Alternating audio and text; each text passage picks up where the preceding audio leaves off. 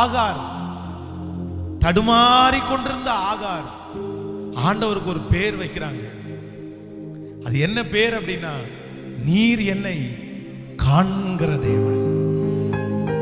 நீர் என்னை காண்கிற தேவன். அந்த வனாந்தரத்துல ஆகார பார்க்கிறதுக்கு யாரும் இல்லை, அவங்க பிள்ளைய பார்க்கிறதுக்கு யாருமே இல்லை. அது வனாந்தரமான இடம், சுற்றி எந்த மனுஷனுடைய நடமாட்டமும் இல்லை. குடிக்கிறதற்கு ஆபிரகாம் கொடுத்து விட்ட தண்ணி அப்படியே முடிஞ்சு போயிருச்சு. அந்த தண்ணி காலி ஆயிடுச்சு. குழந்தை இன்னும் கொஞ்ச நேரத்துல குடிக்கிறதுக்கு தண்ணி கூட இல்லாம குழந்தை இன்னும் கொஞ்ச நேரத்துல மரணம் அடைய போகிறது.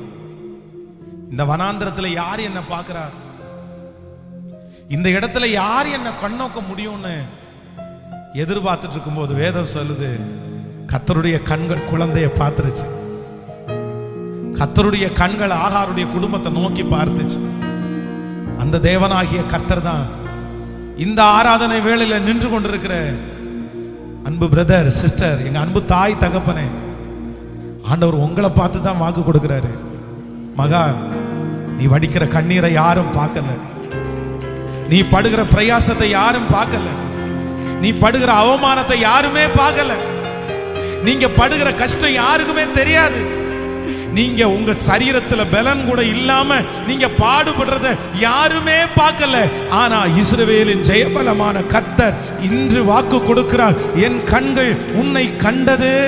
நீங்க ஒரு நாள் சொல்ல போறீங்க, அவர் என்னை காண்கிற தேவன், அவர் என்னை காண்கிற தேவன். நீங்கள் மறைவாய் செய்கிற அனைத்தையும் கர்த்தர் பார்க்கிறார். ஏற்ற வேளையில் இதோ சத்துருக்களுக்கு முன்பாக உங்களுக்கும் எனக்கும் ஒரு பந்தியை ஆயத்தப்படுத்தி நம் தலையை எண்ணெயினால் அபிஷேகம் பண்ணி நம்முடைய ஜெபங்களுக்கு பதில் கொடுத்து நம்முடைய பிரயாசங்களுக்கு பதில் கொடுக்க வல்லவர். நம்புறவங்க நன்றாய் கரங்களை தட்டி, விசுவாசிக்கிறவர்கள் கரங்களை தட்டி ஹalleluya.